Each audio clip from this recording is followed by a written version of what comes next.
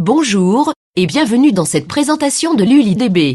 Cette vidéo est optimisée pour un affichage en Full HD et en plein écran. Si vous utilisez une autre résolution, certains textes pourront être illisibles.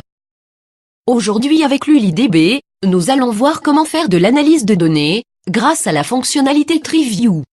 Prenons le cas d'une bijouterie sous PrestaShop, où il est possible de personnaliser la couleur de chacun des bijoux. Dans notre cas, nous allons construire une requête SQL qui permet d'obtenir tous les autres produits qui ont été commandés avec la même couleur que la commande courante. Pour démarrer, on va donc partir de la table des paniers, aller chercher le panier courant, qui pour nous sera le panier 117.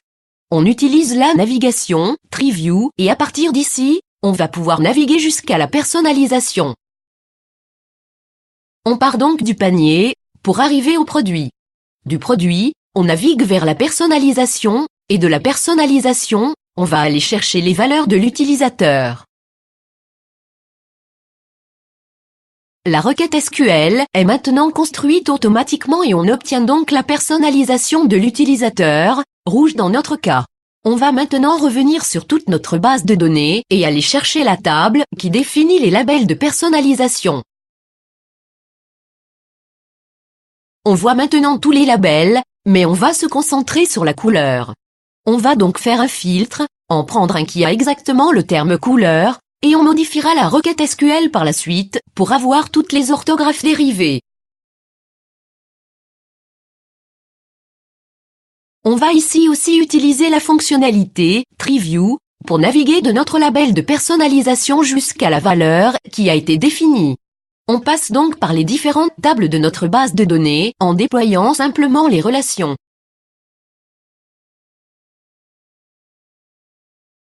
Vous remarquerez qu'au fur et à mesure de notre avancée, la requête SQL située au bas de l'écran se met automatiquement à jour, en fonction des tables et des relations.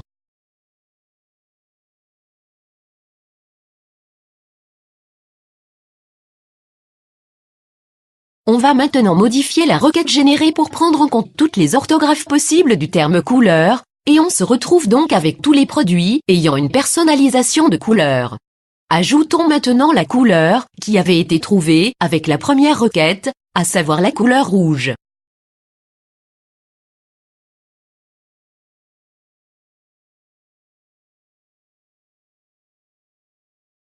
La requête est maintenant prête, on l'exécute et on se retrouve donc avec tous les produits qui ont une personnalisation de couleur rouge.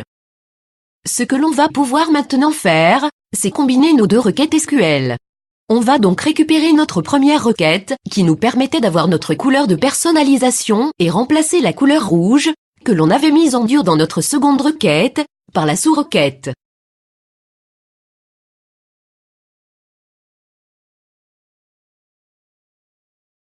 On modifie simplement cette dernière pour ne récupérer que les valeurs.